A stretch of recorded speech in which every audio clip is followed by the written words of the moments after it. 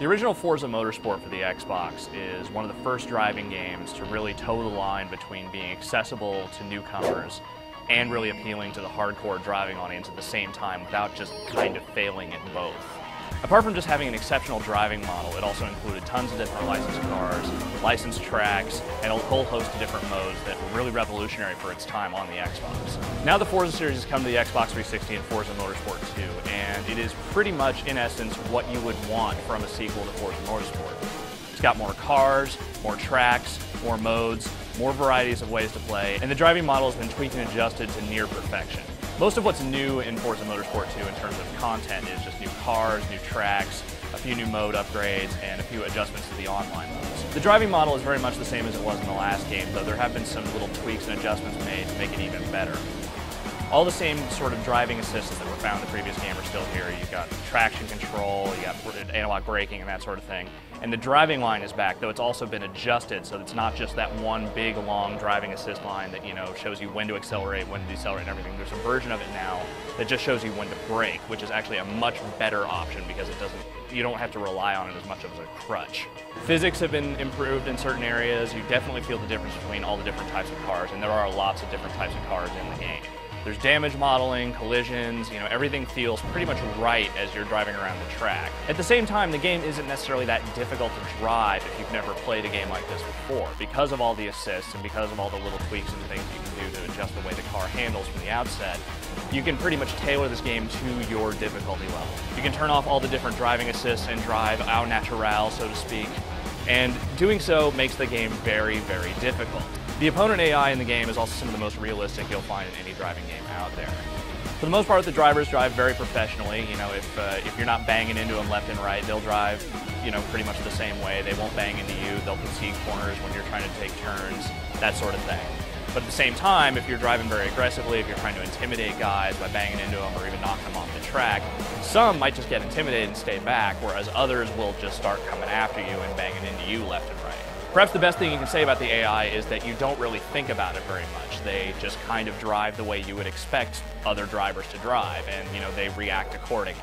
There's a few different ways to play Forza Motorsport. There's some basic exhibition and time trial races, there's online modes, and then there's the career mode, which is where the real meat of the offline game is. Once you jump into career mode, all you have to do is pick a region, which sort of becomes your home region and gives you some discounts on cars from that region. You buy a car, and then you're in. There's a few races unlocked to you, you start at level 1, and you just start racing until you earn more cash to buy more cars, buy some part upgrades to boost your cars, and just progress as you would. And as you level up, you earn some discounts with various manufacturers, some part manufacturers, and you just keep going until you've basically bought all the cars that are in the game. The cool thing about the career mode is that it gives you a variety of different race types. Even though there's a limited number of tracks in the game, there's only 12 racing environments. You never really feel like you're doomed to repetition just because it gives you all these different ways to take on the tracks. You can do everything from like a Class D race where you're just doing stock manufacturer models to races with certain limits on horsepower, different specific models of cars, specific regions, that sort of thing. You can also take on career races online, which are, they're basically ranked Xbox Live matches, but they earn you cash towards your career. Apart from that, you can also jump into some online tournaments, which are hosted by Microsoft and are generally specified based on car class and that sort of thing.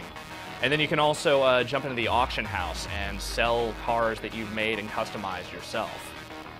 The customization element of the game is huge. There's this whole layering system where you can just use in-game shapes and decals and manufacturer logos and whatever to build these just really insanely elaborate designs that most people are probably never going to be able to make because they just won't have the patience for it. But if you do, you can create the most amazing decals on the cars, and you can probably sell them for a real nice profit on the auction house because that's what people are buying. You can also upgrade cars with parts and make them much faster, give them better handling, better braking, give them better fat wings on the back and standard racing bumpers and whatnot. All this sort of plays into the car's individual performance index, which is sort of a new feature. The game uses the same lettered class system as the previous Forza, but this one also includes a number rating for within that class. As that number goes up, it'll start, but your car will start jumping classes, become better and better, and you can sort of use the performance index number to kind of judge how your car is going to go in against other cars in various races. In terms of presentation, Forza 2 is a real delight to look at. The game has excellent graphics. Not so much in the track areas, which sometimes look a little sparse. Some of the textures are kind of, a little bit blurry, a little bit nasty, but the car models are absolutely immaculate.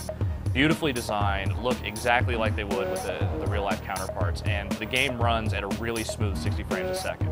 Never seems to dip, never really, chunks up at any point, and that seems to be the real focus with the game's look, is that it's emphasizing the sense of speed over, really a lot of, elaborate, pretty visuals and whatnot. Still, you get some nice lighting effects, great shadows, and as much as the tracks don't necessarily look that great up close, if you're looking at some of the track details up close, you're doing something wrong.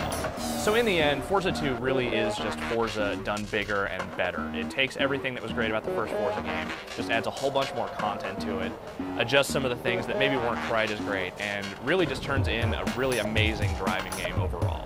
At this point, Forza 2 easily takes the crown as the Xbox 360's best driving game, just because it's such an absolute joy to play no matter what the difficulty settings are, and with so much content to play around with, you're guaranteed to be playing this thing for months on end.